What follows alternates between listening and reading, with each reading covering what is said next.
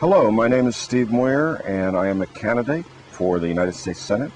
I am an independent politician, which means that I have no party affiliation. I am sitting here in Warren, Vermont, up at Sugarbush, next to a stream.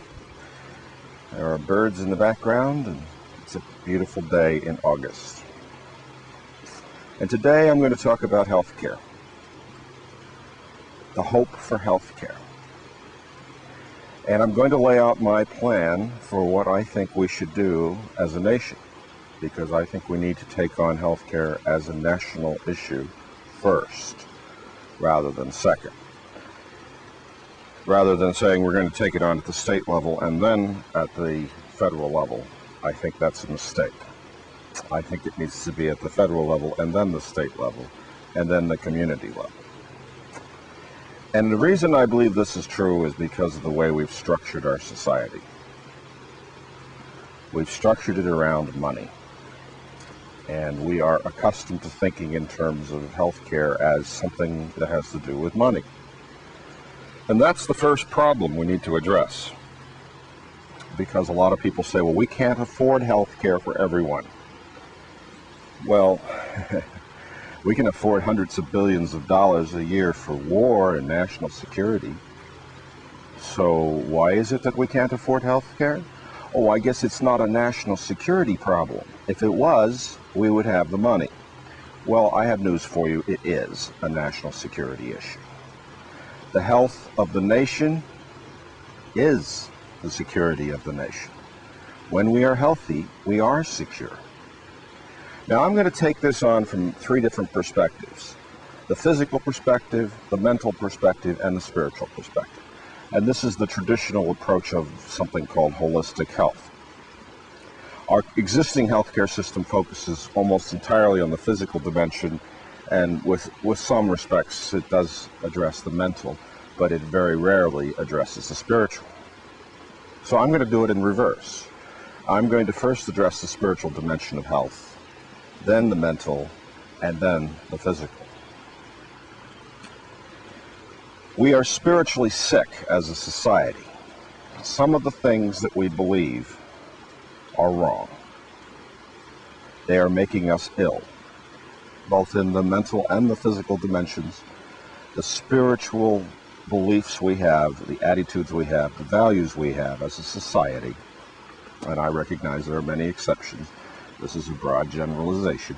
The spiritual attitudes, beliefs, and values we have are creating illness in our society. For example, war is necessary.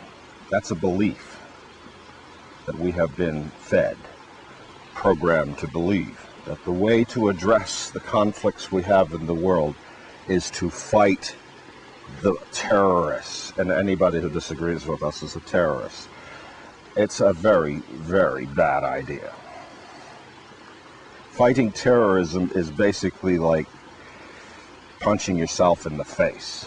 You're going to hurt at the end of the day. It's a question of how much you're going to hurt before you realize it was the wrong strategy, the wrong thing to do. It's a spiritual problem when we want to go into the world and make aggressive war to conquer the enemy. That's a spiritual problem. Now, let me define spiritual before I get too far into this. Spiritual is anything that is non-physical, but particularly those things which transcend individual personality. That is to say, if I am an aggressive fighter, and I am a boxer, and I go into the ring, and my strategy in the ring is to aggressively fight my opponent. Well, that's a personal thing.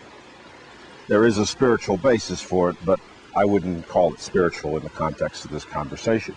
But when we as a society believe that the way we deal with problems is through violence, that we conquer the enemy with violent force, that is a spiritual problem for our society. It is non-physical. It is a matter of attitudes, beliefs, and values. And we all have values, but not all values are equally correct, or equally valid, or equally effective at creating a positive result. This is why I teach virtue. Virtue are all those good things that we have found over thousands of years work to create good results. Love is a virtue, compassion is a virtue, generosity is a virtue, forgiveness is a virtue, consideration is a virtue, respect, and so forth. There are 50 virtues on my site at stevemoyer.us. I encourage you to go look at them and think about them. This is not religion. Religion is a particular subset of spirituality. Religion has, by its nature, a set of beliefs that you need to believe in. You don't need to believe in virtue in order to look at it and think about it and make it work in your life. You can test it out and see if it works. Go ahead and love your neighbors, see what results you get. Go ahead and be compassionate and kind, see what results you get. You don't need to believe in anything. You don't need to believe in any story about what the universe is about. Virtue is a matter of philosophy. It is also a matter of spirituality, in the sense that it is a non-physical thing, telling us what we should value, telling us, hey, love works. Hey, compassion works. Hey, forgiveness works. Truthfulness works. Honesty works. Honor works. These things work. That's why we embrace them and say they are good things. They work to produce good results, and we should judge by the results, judge by the fruits.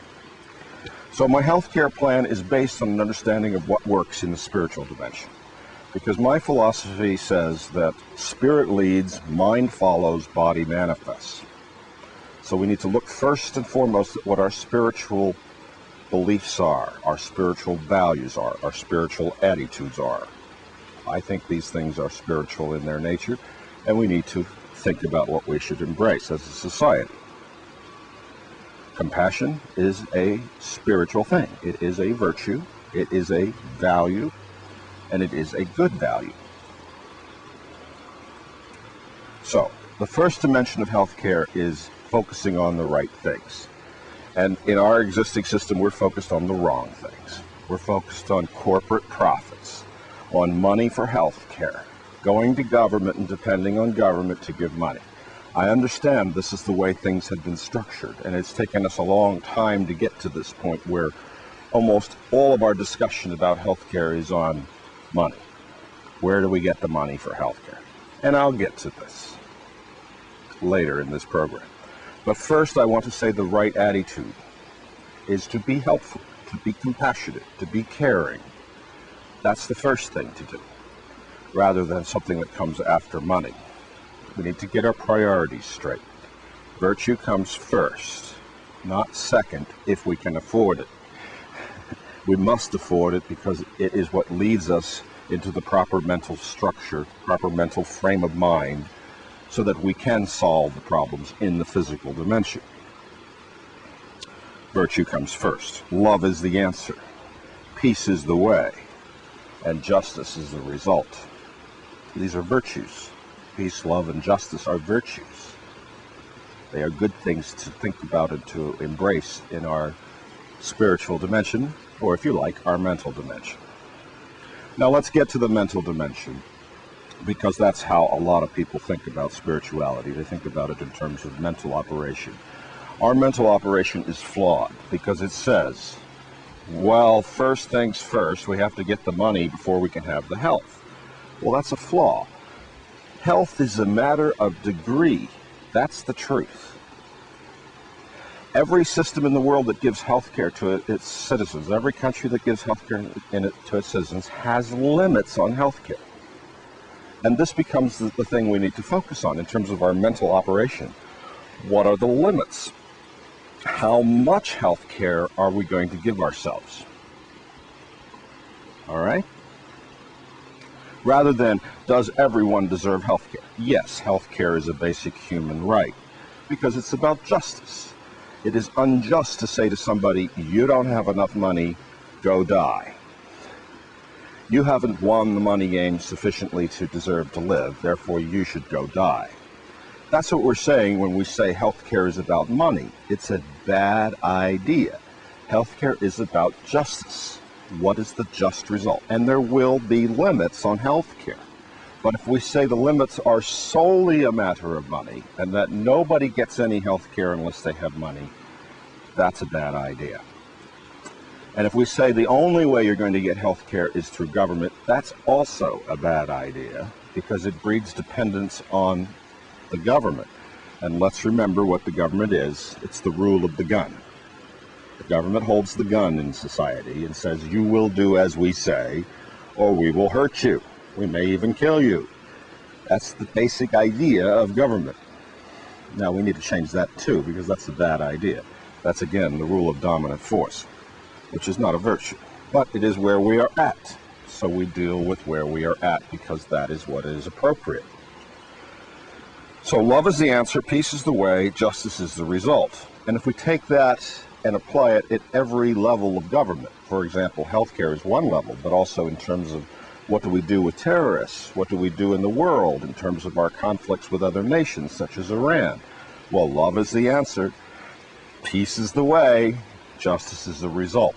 So when George Bush comes out and says he's thinking about attacking Iran and he's going to use overwhelming military force to dominate them into surrender to our will, that's not the right way. That's mental illness talking. And we need to reject it. We don't put people with mental illness in charge of society and say, now take us in the right direction. They're mentally ill. They need health care. The people who are advocating aggressive war as a solution are mentally ill. And we need to get that. Spiritually, they're ill. They're ill, period, across the board. And they need help. Helpfulness is a virtue. Caring is a virtue. And we need to care for them. But we don't care for them by saying, here, you take the reins of society and take us in the right direction. They are not in a good position to take us in the right direction. They are in the wrong frame of mind. They are in the wrong spirit. In fact, they are in an evil spirit, the spirit of domination and control. So in the political dimension, since I'm a politician, you need to stop voting Republican because it's the Republicans who have taken us in this direction. The direction of war, the direction of dominance, the direction of conquering the enemy.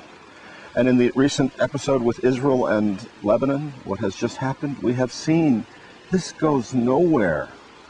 This ideology of domination, military force being used to solve problems, creates a bigger problem.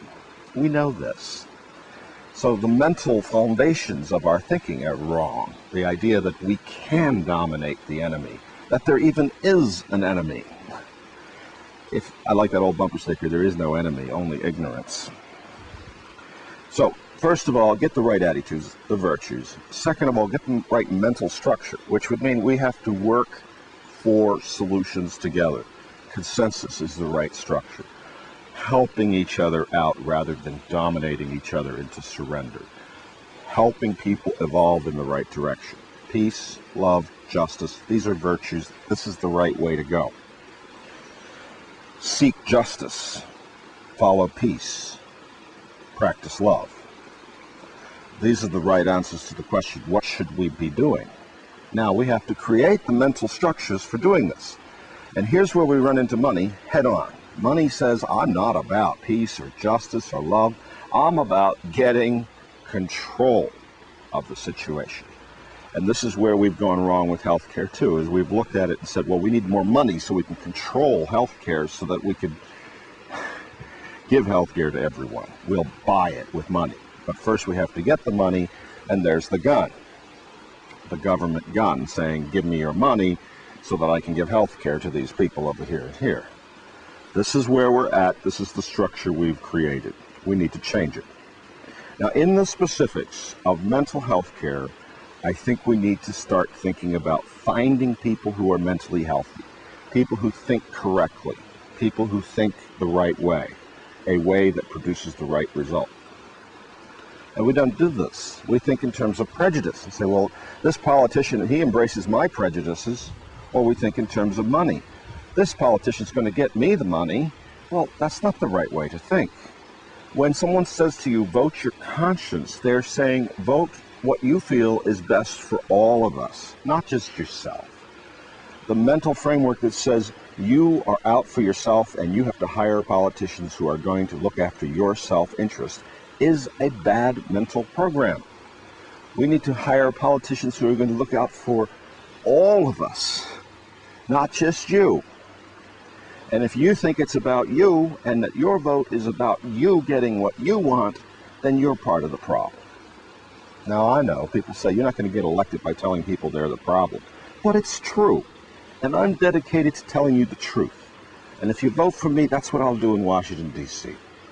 We need a structure which supports the truth rather than prejudice, superstition, belief, and so forth.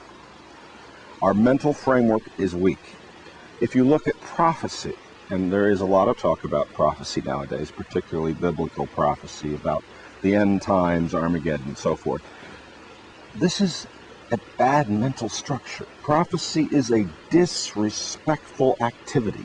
It says to someone, I know what the future is going to be, regardless of what you think, regardless of what you do, regardless of what ideas you have, Steve. I know the future because my prophecy tells me so. So I don't have to listen to you. You're irrelevant. I don't have to respect your opinion. It doesn't matter. I don't have to care about what you think or what you want for the future. I already know the future. It's written in this book, and anything you say is irrelevant. This is a very disrespectful attitude. This is a beginning of war, in the sense of, I'm right, you're wrong, go away. And that's exactly what we're doing in the world as a nation. We're going over to the Middle East and going, we're right, you're wrong, now do it our way or die. Horrible stuff. And it's based on the mental framework, to some extent, of prophecy. George Bush and the people who support him are playing prophecy, because a lot of people believe prophecy and have believed it for many years. And so they are vulnerable to being taken advantage of in that regard.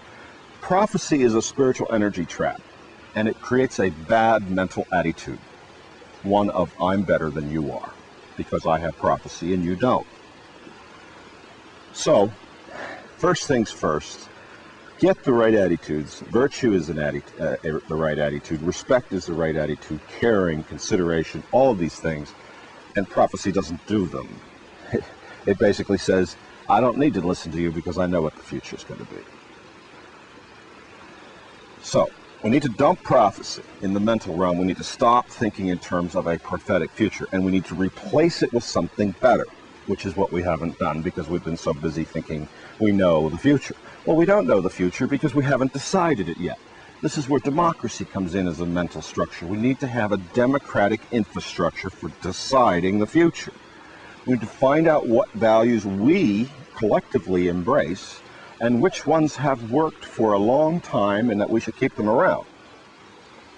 Freedom, in terms of freedom to believe what you want within the confines of what is healthy for society.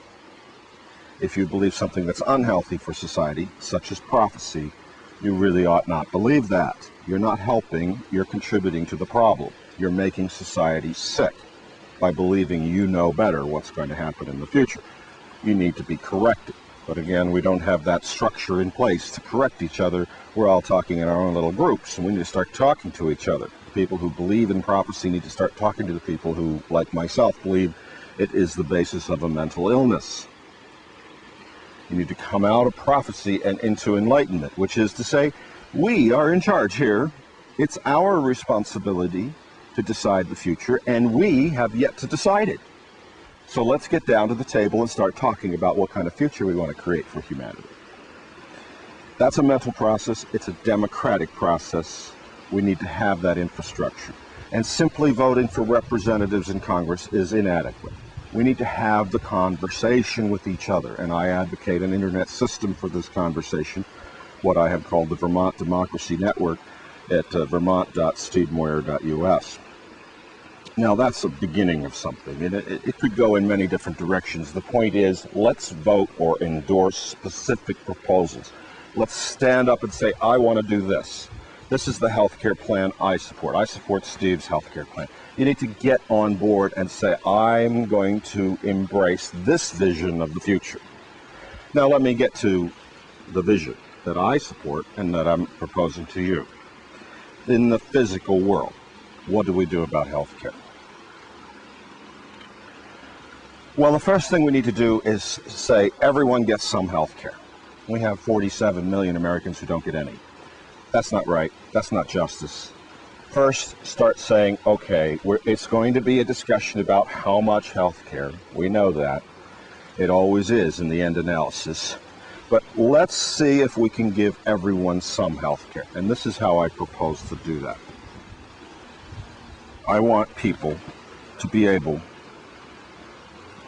to have health care credits. If you want, that you can go get a card, just like a Visa or MasterCard, to be your health care card from the government, and there would be a certain amount of credits given to you every year on your birthday or on the first month of your birthday month. Maybe 100 credits, maybe 500 credits, maybe 1,000 credits, whatever it is. But a certain amount is given to everybody who applies for the card. Now, what can you do with these credits? Well, you can go to the doctor, swipe the card, and pay for the doctor visit. You can go to the pharmacy and get a prescription for that amount. What else can you do? You can barter them.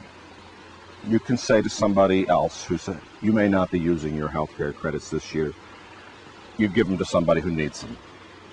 At the end of your calendar year, whenever that is, you'll get another set of credits, another amount of credits, but the ones that you haven't spent go away. If you haven't spent them, they're gone. There's no point in saving them because you lose them if you don't spend them. So you have some incentive to transfer them to someone who needs them. What is the usefulness of this? Well, you're going to make friends. You're going to make relationships. You're going to form community because either you're going to be the recipient of someone else's credits, they don't need them, they're going to give them to you, or you're going to give your credits to someone who needs them. What is another consequence of this system? Well, you've got to get to the point where you say, we want to be conscious of how we are spending our healthcare dollars, and we want to have individual responsibility for it. So, for example, if I have 100 credits a year of healthcare credits, I may have a prescription that I need that costs $50 a month to fill. So I'm obviously not going to make it for the whole year on $100. But what I can do is split those pills in two and maybe make the prescription last twice as long. I'm inclined to do that if I have a limited number of credits. I have an incentive. Because if I run out of credits, I'm going to have to run around to my friends and neighbors and relatives and ask them, can I have some of your credits so I can get my prescription? And then somebody's going to suggest to me, well, have you tried taking half a dose? Does it work? And maybe it's pain medication that you're on. Well, maybe half a dose does work. Just not quite as well as a full dose, but it's okay. You can live with it if you take half a dose. This is starting to reduce the cost of healthcare. Not because you have to do it, but because you want to do it. You have a choice. You can run around and get other people's credits and transfer them into your account through the internet, through the telephone system, whatever. Or you can come up with the money, or you can reduce your usage of that healthcare asset. Now, where does this money come from? These credits that are being distributed to everyone who wants them. And it might only be 1 out of 3 or 2 out of 3 Americans who want them. It wouldn't be 3 out of 3. It would be some portion of Americans who would go for the card. Well, it can come from the tobacco settlement. It can come from tobacco taxes. I mean, why are we spending all this money on an expensive healthcare system without any incentive to bring it down, to reduce the cost of healthcare? And you might want to open these credits up so they could be used to buy vitamins and herbs and go to acupuncturists and so forth. Open it up for alternative medicine. When you transfer credit to somebody who needs it, they can't transfer that credit. That's a very important point. It goes into a dead status. In other words, some credits can be transferred, the ones that are given to you every year, and some are not able to be transferred anymore because they've already been transferred. This is all database stuff. It's easy. I'm a database programmer, so it's a flag. This set of credits has a flag on it. You can spend it for yourself, but you can't give it to someone else. So right then you end the market in credits. So there's no point for anybody going out and saying, I'm going to collect 1 million credits. Well, they're going to go away at the end of the year if you don't use them, and you're the only one who's going to be able to use them. So there's very little incentive to be greedy with the credits. But if you really need them, you can go around and ask people for their credits, and if they're not going to use them, you can get them. Also, you could use these credits for dental care, which is something we ignore in terms of physical health care in this country. Many people have health insurance policies, but they don't have dental. And if you have a dental problem, it can become a physical problem in your whole body. It can spread. So you need to be able to take care of dental health care and mental health care. Now that's one solution, is the health care credits in the card. And the system for bartering, which can be through the internet, can be through telephone. Yes, there is some bureaucracy, some setup, but I think what we're going to find is that it has extra benefits besides simply health care. That it builds community, builds relationships, and we start to think about money in a different way. These health care credits are a form of money, but they are special purpose money, just like food stamps are special purpose money. Nowadays, food stamps aren't stamps at all. They're another card. You swipe the card, you enter your PIN number, and you buy food. And that's how the health care card would work. You swipe your card at the doctor's office or the pharmacy, you push in your buttons, and you get your pharmaceutical product or your health care from the doctor, whatever. And maybe you only get part of it because you ran out of credits and you have to pay the rest with dollars. So we need to get out of the box of thinking that money is the solution and start thinking in terms of community and sharing and caring. And that's what's going to happen when you run around and ask people for their health care credits. They're going to say, well, have you tried this? It might work better than the solution you're going for. This is a good thing. We need to expand on that, build a health quality network on the internet where we can share health solutions in the open and rate and endorse each other's healthcare solutions with a standard identity. Again, you're going to need that identity. I need to know that it's you who says this herb works for this disease or this condition. Because if it's just somebody coming by on the website saying it works, well, I don't know who they are. I don't know if I can trust them, but I know I can trust you. So we need that standard identity. Again, it needs to be issued by government. We need a health quality network where we can share health solutions and give health information on individuals, doctors, hospitals, methods, pharmacies, everything. Everything having to do with healthcare. And we need to say to the pharmaceutical companies, finally, one price per drug. You cannot sell a drug to Canada or Belgium or Japan at a lower price than you sell it to Americans. It's the same price everywhere. That will lower the cost of health care in terms of pharmaceutical products, because right now Americans are paying more for health care than pharmaceutical products than other countries are. And that's not fair. That's not justice. One price per drug. That's a simple law. It doesn't cost a dime, but it will bring down the cost of pharmaceuticals. And everybody gets a health care checkup. This should be a given. Everybody can get a medical checkup once a year. Let's find out how healthy we are and what we need, and then spend your credits on what you need. That health care checkup should be free for anybody who wants it, once a year. Put the focus on virtue. That's the spiritual dimension. Build a mental structure so that you can have democratic systems in place so that we can tell each other the truth. That's the baseline of democracy, sharing the truth. And then we can vote for products and individuals and ideas which we support, endorse the right things.